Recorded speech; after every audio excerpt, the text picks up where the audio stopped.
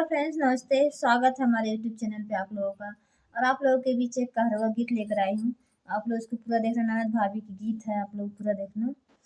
कि जैसे सड़किया पे गर्दा उड़ै रे नाना दी, अरे गर्दा उड़ै रे नाना दी, अरे वैसे उड़ै जियारा हमार छोटी रे नाना दी, अरे वैसे उड़ै जियारा हमार छोटी रे नाना दी।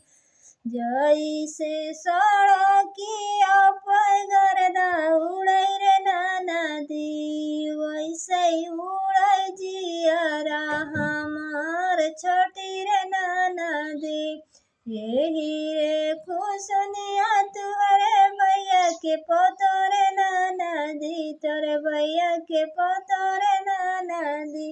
अरे आजमगढ़ में दे तो बनवाई छोटी रे नाना दी, अरे आजमगढ़ में दे तो बनवाई छोटी रे नाना दी।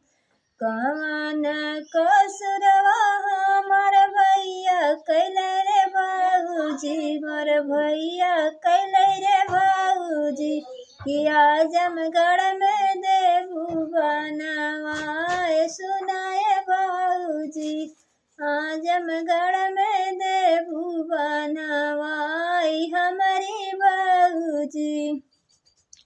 कांगना की कहना दुनिया तुहरे भैया बेच नहीं रे नाना दी, तोर भैया बेच नहीं रे नाना दी। काने के झुमकवा तुहरे भैया बेच नहीं रे नाना दी, तोर भैया बेच नहीं रे नाना दी।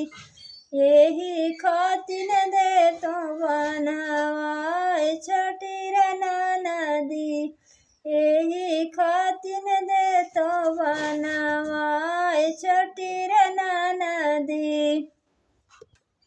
गलवा के हारवा बनकिया धरबै रे बाबूजी, बनकिया धरबै रे बाबूजी, अरे आपन भैया ले छोड़ा